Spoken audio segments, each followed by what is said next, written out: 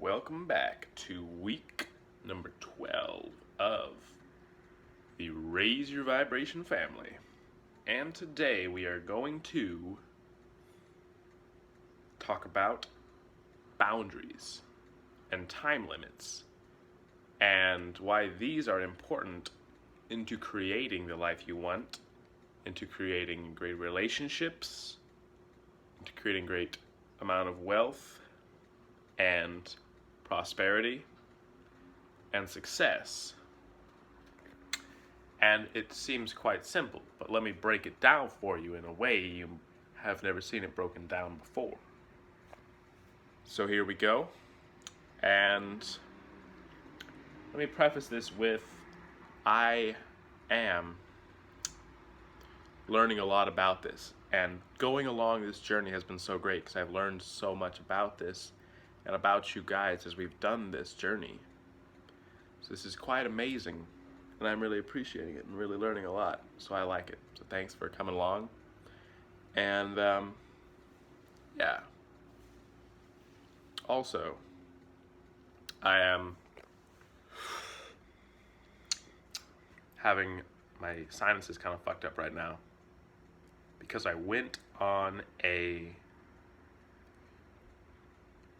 way too long ice river float yesterday, and that was a bad idea. Very bad idea, but very worth it. The problem is I was not the leader in this expedition, so I didn't know the time limit. I had gotten a false time constraint going in. And so as your leader, and if you want to be a leader, if it's necessary to be a leader in some area if you want to crush it. And so learn the things you don't like about leaders by being a follower. By following other people's lead, you'll learn more about yourself than you ever could be as being a leader. So here we go. Let's get into it. Set your boundaries. Even as a follower or a leader, it's important to set the boundary and say, all right, you have to know your way out. So set your boundary and say, this is where I'm willing to go to and no further. Just like know your no. You need to know your no very intimately, because if you don't know your no, somebody else will give you a no. That's not what you want to know. You want to know your no. So know your no. And know how far you're willing to go. Okay. Also, know before you go. How long is this going to take? What am I getting myself into? Because if you don't know, you'll get trapped. And there won't be a way out except to persevere through a very uncomfortable situation. That's what I did there, but also I've learned that I do this to other people. This is a hard realization. Where something that can be really great for a little bit can turn into hurtful or toxic or bad for you if it's too much. So you need to know your no and know if it's going to be too much or not. And if you're doing something and people like it, I've talked to a lot of people about this, especially very recently. And it feels great when people are liking what you're doing or what you're saying or how you're expressing. But the problem is, you like it so much, you go overboard and you overreach with your expression or in the journey. And the problem is, your intentions are good. They also say, the road to hell is paved with good intentions. So they always had the good intentions about what was happening, but it doesn't matter, because what actually happened was the behavior. And the behavior is not good, it's not fulfilling for you. So the key here is know your behaviors and how that affects people. And when people appreciate something you're doing, stop it then. Stop it when they're enjoying it, instead of saying, let me keep pushing this and keep enjoying it because it feels so good to me, but it might not feel good to them. So know your time limit before going in on your own journey that you're bringing someone along with, especially, but also if you're going along with somebody else. Both of these are especially. They're both very important, because if you don't, someone's going to end up getting hurt. And the thing is, it all comes from a good place. It all comes from a place where you want to help. And when you're not helping, that can feel bad because you really just want to help, but what's happening is it's not helping. It's hurting. So you want to help instead of hurt people, and then you'll feel really great about what you're doing. So don't go overboard, know your limit, and give yourself a limit. So if you give yourself the limit, and you know before you go, you'll be good. And people will appreciate it much more, have more crushing it, and you'll be able to stick with the plan and stick with the goals instead of veering from the goals. Because people that really like a small amount of something becomes toxic in an excessive amount. A deficiency is too little of something, but a toxicity is too much of something. So it's not about finding something healthy and going overboard. It's about finding what's healthy in the healthy amount, in balance, and finding your balance that works best for you and sticking to the balance. This is imperative and key if you want to succeed in relationships and finance and health. This is what it's all about right here. This is so important to be hearing this and to be here right now. So thank you for joining. And this is hopefully cutting right through to what you needed to hear. Also, this is Vicks Vapor Rub, highly recommended. And let's see. The subconscious will adapt and it will know. So I've done this with meditations. If I'll set a limit for my meditation, it's amazing how well I will stop my meditation at 528 hertz, by the way. Shout out to Nikolai Tesla and to Meditative Mind on YouTube. They make a great 528 hertz. I pick up my phone and right then, it goes off. And the first time I'm like, okay, that's maybe a coincidence. But if that happens over and over again, almost every time, that's amazing. Where I didn't pick up my phone at all, but right when I pick it up, it goes off.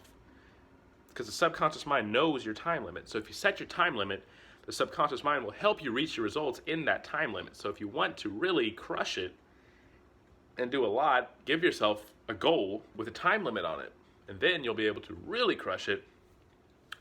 You're really going to be able to connect to people and share the best of yourself without going overboard. You're going to be able to get the best health without having a toxicity or a deficiency.